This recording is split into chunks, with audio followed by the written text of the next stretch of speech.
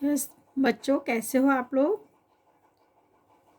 आपकी कक्षा 11 हिंदी आरोह जो आधार की पाठ्य पुस्तक है, इसमें गद्य भाग में हम प्रेमचंद को पढ़ रहे थे। इसमें मैंने कल आपको जीवन परिचय उनका और कृतित्व परिचय आपको दे दिया था और अपन चर्चा कर रहे थे इस कहानी के विषय में। नमक का दारोगा कहानी है, वो किस प्रकार की कहानी है, इस विषय में अपन चर्चा कर रहे थे। तो उसी संदर्भ में देखिए, आपको बताया था मैंने कि प्रेमचंद जो हैं वो उनका जो संदेश है इस पर ही कि भाई धर्म की जीत होती है, ईमानदारी की जीत होती है, इस पर ही उनका ख़त्म नहीं करना चाहते थे। इसलिए देखो इन्होंने क्या माना है प्रेमचंद ने कि ऐसा यथार्थवाद हमको क्या करता है, निराशावादी बना देता है, जबकि उसमें क्या नहीं हो, अपन को कोई पॉजिटिविटी नहीं दिखे, कोई समाज का अच्छा नहीं हो, तो इसलिए मानव चरित्र पर से अब हमारा विश्वास उठ जाता है और चारों तरफ बुराई बुराई नज़र आने लग जाते हैं। इसलिए वो कहानी की उन्होंने हैप्पी एंडिंग की। ये क्या उपन्यास शीर्षक निबंध से है ये बातें इनकी, जहाँ इन्होंने लिखा है कि जो ऐसा यथार्थवाद होता है जिसमें कि सिर्फ समाज की भ्रष्टता ही दिखाई देती है, वो हमें निराशावादी बना देता है और हमें पूरे समाज में बुराई दिखती है। इसलिए उनकी कहानी का एंड क्या होता है, हैप्पी एंडिंग किया उन्होंने। और उसका अंत कहानी का कैसे हुआ है, सत्य की जीत के साथ। अब कहानी पढ़ेंगे हम लोग। पेज ओपन करिए आप, पेज नंबर 6। देखिए, नमक का दारोगा। जब नमक का नया विभाग बना और ईश्वर प्रदत्त वस्तु के व्यवहार करने का निषेध हो गया, तो लोग चोरी छिपे इसका व्यापार करने लगे। ठीक है, जब नमक का विभाग बन गया तो ईश्वर प्रदत्त मतलब प्राकृतिक वस्तु नमक है, इसका भी क्या हो गया, इसको लोग व्यापार करने लगे चुपचाप से, चोरी छुपे। अनेक प्रकार के छल प्रपंचों का सूत्रपात हुआ। जब कोई काम सीधे सीधे नहीं होता तो लोग उसके अलग अलग तरीके ढूंढते हैं। कोई घूस से काम निकालता, घूस मतलब रिश्वत, कोई चालाकी से। अधिकारियों के पौबारा थे, अधिकारी जो थे उनके मज़े थे, आराम से रिश्वत मिलती थी किसी काम को करने के। पटवारी गिरी का सर्व सम्मानित पद छोड़ छोड़कर लोग इस विभाग की बरकंदाजी करते थे। पटवारी जैसा सम्मानित पद को छोड़कर भी लोग इस विभाग में नौकरी करना चाहते थे। और इसके दारोगा पद के लिए तो वकीलों का भी जी ललचाता था। इस नमक विभाग में अगर दारोगा पद किसी को मिल जाए तो उसके लिए तो जो अच्छे अच्छे वकील होते थे वो भी, उनका भी जी ललचाता था, क्योंकि उसमें ऊपर की बहुत इनकम थी, रिश्वतखोरी बहुत चलती थी। यह वह समय था, कौन सा समय था, ये कब की बात है, जब अंग्रेजी शिक्षा और ईसाई मत को लोग एक ही वस्तु समझते थे। जो अंग्रेजी शिक्षा भारत में आई थी लॉर्ड मैकाले के द्वारा, तो उसको और ईसाई मत को, जो ईसाई धर्म है उसको लोग एक ही समझते थे कि अंग्रेजी शिक्षा ईसाइयों के द्वारा ही दी जा रही है ना, ये अपने धर्म का प्रचार कर रहे हैं अंग्रेजी शिक्षा के द्वारा, ऐसा लोग समझते थे। फारसी प्राबल्य था, जो प्रेम की कथाएं और श्रृंगार रस के काव्य पढ़कर फरसीदा लोग सर्वोच्च पदों पर नियुक्त हो जाया करते थे। मुंशी वंशीधर भी जुलेखा की विरह कथा समाप्त करके मजनू और फरहाद के प्रेम वृतांत को और नल और नील की लड़ाई और अमेरिका के आविष्कार से अधिक महत्व की बातें समझते हुए रोजगार की खोज में निकले। मतलब पढ़ाई लिखाई करने के बाद फिर भी अपने रोजगार को ढूंढने निकले। लेकिन उनके पिता जो थे, उनके पिता एक अनुभवी पुरुष थे। समझाने लगे, क्या समझाने लगे अपने बेटे को, बेटा घर की दुर्दशा देख रहे हो, अपने घर की स्थिति से बच्चे को, अपने को, बेटे को परिचित कराया वंशीधर को। ऋण के बोझ से दबे हुए हैं, हमारे ऊपर बहुत सारा कर्जा है। लड़कियां हैं घास फूस की तरह बढ़ती चली जाती हैं, मतलब घर में जो लड़कियां हैं, तुम्हारी बहनें हैं, वे बड़ी हो रही हैं, विवाह योग्य हो रही हैं। मैं कगारे पर कब वृक्ष हो रहा हूँ, मैं क्या हो रहा हूँ, बूढ़ा हो रहा हूँ। न मालूम कर कब गिर पड़ूं, मतलब क्या हो जाऊं, कभी मेरा अंतिम समय आ जाए। अब तुम ही घर के मालिक मुख्तार हो, तुम ही घर के मालिक हो, तुम ही मुखिया हो। तो इसलिए जब वो नौकरी ढूंढने जा रहे हैं तो क्या समझा रहे हैं, नौकरी में ओहदे की ओर ध्यान मत देना कि कौन सा पद मिल रहा है, इस पर ध्यान मत देना, यह तो पीर का मजार है। निगाह चढ़ावे और चादर पर रखनी चाहिए, अपने कौन सी पोस्ट मिली है इस पे ध्यान मत रखना। क्या रखना, ऊपर की इनकम कुछ हो, ऐसी नौकरी ढूंढना, ऐसा काम ढूंढना जहाँ ऊपर की आय हो।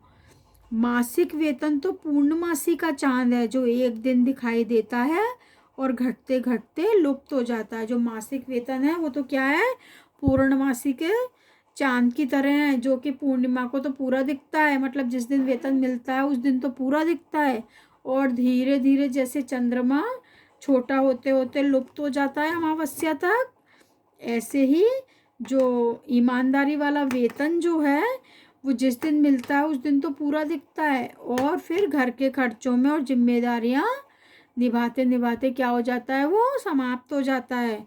ऊपरी आय बहता हुआ स्रोत है, जो ऊपर की जो आय होती है, जो बिना श्रम के कमाई गई है, जो रिश्वतखोरी वाली जो आय है, रिश्वत से जो कमाई गई इनकम है, जिससे सदैव प्यास बुझती है, क्योंकि वो तो कभी भी आ जाती है।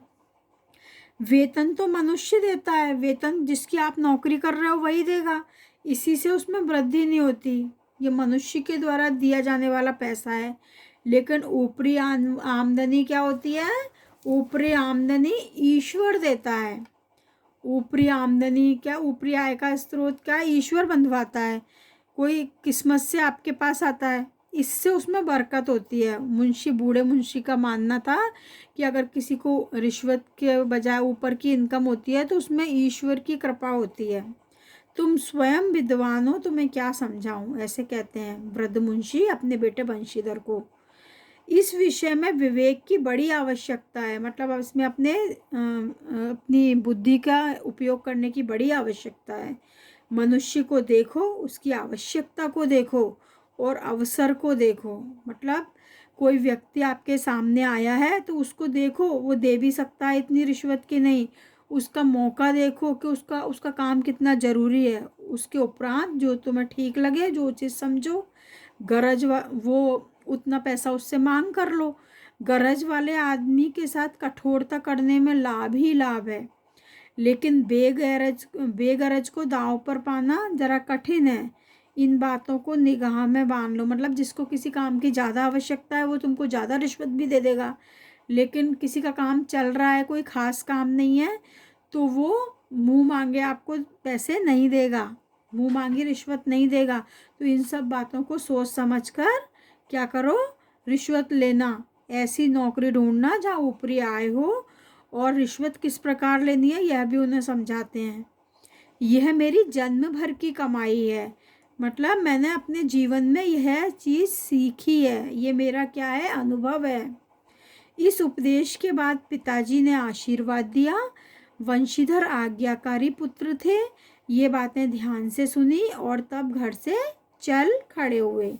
इस विस्तृत संसार में उनके लिए धैर्य अपना मित्र, अब देखो वंशीधर के चरित्र की क्या विशेषताएं थी, वे धैर्य को अपना मित्र मानते थे, बुद्धि अपनी पथ प्रदर्शक, और बुद्धि को अपना पथ प्रदर्शक मतलब राह दिखाने वाला, और आत्मावलंबन को अपना अपना सहायक था, मतलब आत्मावलंबन को अपना सहायक मानते थे, जो उनकी आत्मा बोले उसी के हिसाब से वे रहना चाहते थे, लेकिन अच्छे शकुन से चले थे।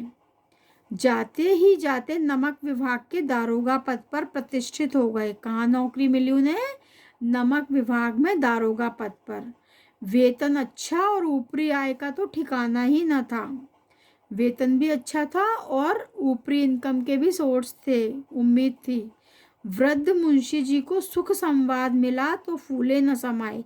जब वृद्ध मुंशी जी जो उनके पिताजी थे उनको पता चला कि मेरे बेटे को नमक विभाग में दारोगा पद पर नौकरी मिली है तो वे बड़े खुश हुए यह शुभ समाचार, सुखी करने वाला जो समाचार उन्हें मिला, तो वे फूले नहीं समाये। फूले न समाना मुहावरा होता है, बहुत खुश होना इसका अर्थ होता है। महाजन कुछ नरम पड़े, कलवार की आशा लता लहराई, पड़ोसियों के हृदय में शूल उठने लगे। अब महाजन कौन थे? जिनसे उन्होंने कर्जा ले रखा था, तो वो थोड़े नरम पड़ गए कि अब तो बेटे को अच्छी नौकरी मिल गई है, वृद्ध मुंशी कर्जा चुका देंगे। कलवार की आशा लता लहराई, और दूसरे लोग थे वो क्या हुए? आशा लता लहराई मतलब उनको उम्मीद जागी कि अब ये हमारा उधार चुकता कर देंगे। पड़ोसी जो थे वो उनमें क्या हुई? ईर्ष्या के भाव उत्पन्न हो गए, उनके हृदय में शूल उठने लगे, मतलब ईर्ष्या होने लगी, दुख होने लगा उन्हें। हृदय में शूल उठना भी मुहावरा है। जाड़े के, अब देखिए, अब उनको नौकरी लग गई, नौकरी करते हुए फिर एक दिन की घटना है। जाड़े के दिन थे और रात का समय।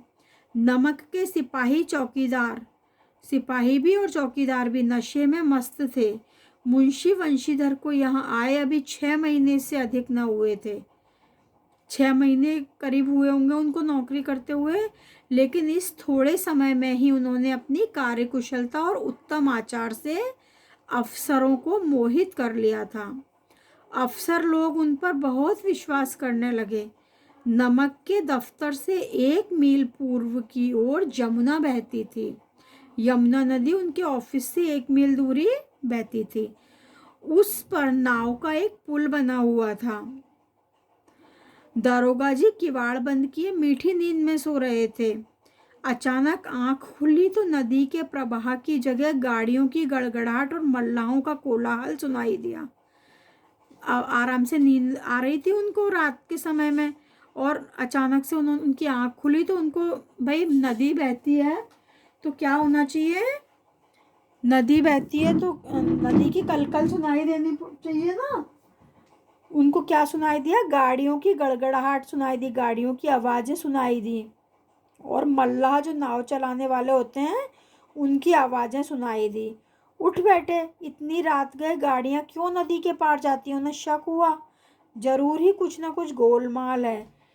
जो दिमाग में तर्क बैठा उसने उनके भ्रम को पुष्ट कर दिया। उनका भ्रम सही साबित हुआ। वर्दी पहनी उन्होंने, अपनी ड्रेस पहनी, तमंचा मतलब पिस्टल जेब में रखा, और बात ही बात में घोड़ा बढ़ाए हुए ट्रैकर पे अपनी उंगली लगाकर पुल तक आ पहुँचे। गाड़ियों की एक लंबी कतार पुल के पार जाती दिखी। डांट कर पूछा, ये किसकी गाड़ियाँ हैं? तो जब उन्हें शक हुआ कि कोई कुछ ना कुछ गड़बड़ है, तो वो क्या करे, वो वहाँ तक पहुँचे, अपनी पिस्टल लेकर अपनी ड्यूटी निभाने के लिए चल दिए। अब इसके आगे का अपन अगले भाग में देखेंगे। Thank you.